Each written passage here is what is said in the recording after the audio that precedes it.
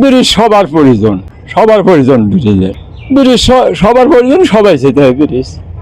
41টা পরিবার 8 শতক ঘিরে জায়গা দিছে, বাড়ির হলো 8 শতক। আর মনে হন যে আরো চলে আছে, তা বাদে ফরিদপুর ও চলে আছে, এই যে পাড়ার দক্ষিণে আছে, এরকম কারো 3 দাগ, কারো 4 দাগ।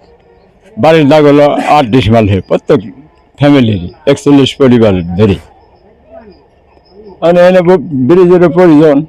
আনহারা আছে, আনহারা কি হইবেন, একটা জায়গায় একজন খাইতেছে কিন্তু আর একজনের দোকান, এটা অসম্ভব। ঘটনা হচ্ছে ভাই, এটা আপনার চর ফরিদপুর আদর্শ গ্রাম। এটা আপনার এই গ্রামটা টিউনো সাহেব করে দিছে এবং ডিসি স্যার করে দিছে। 41টা বাড়ি করে দিছে। আপনি 41টা পরিবারের জায়গায় বসবাস করে আজ গত 40 বছর হলো।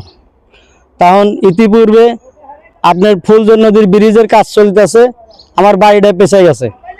আমার আব্বার নাম আমির হোসেন। তো আমরা ব্রিজের কাজ পেছাই আছে, তো আমরা সরকারি উন্নয়ন কাজে বাধা দিই নাই, উন্নয়ন কাজ হবেই। তখন আমাদের কথা, আমার বাপের এক ডিসিশন জায়গা নেই, আমার বাপ গরিব মানুষ ছিল। তখন আমরা 5টা ভাই বোন, তা আমরা কোথায় যাব? তা আপনাদের কাছে এটাই দাবি, সরকারি কাজ চলতেছে, আমরাও বাধা দিই নাই, আমরাও যাবো চলে। কিন্তু আমরা 5টা ভাই বোন কোথায় যাব মা বাপ নিয়ে? তা আপনাদের কাছে দাবি, এবং টিএনও স্যারের কাছে দাবি, এবং ডিজি স্যারের কাছে দাবি।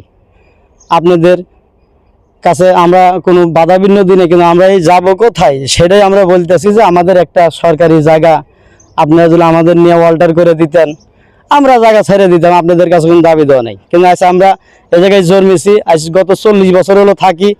তখন যাই হোক, ইতিমধ্যে আপনি ব্রিজের কাজ চলতেছে, আমরা কোনো বাধা বিঘ্ন, কিন্তু আমাদের এসে বিভিন্ন লোকজন হুমকি দামকি দেয়, বাড়ি ভেঙে দেবো, বেকুদে ভাঙবো, এবং না সল্লিবারের সমস্যা আছে।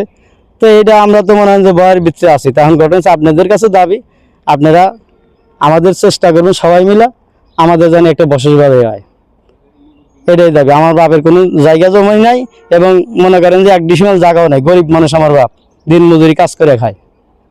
তো আপনাদের দাবি আমাদের একটা বাড়ি ঘর করে দিবেন, এই রাস্তার সাথে পোলাপান লেখাপড়া করাই, গাড়ি চালাই আমরা, যাতে হবে একটা রাস্তার সাথে পরিবেশ, নিরিবিলি পরিবেশ হয়, আমরা চলে যাব।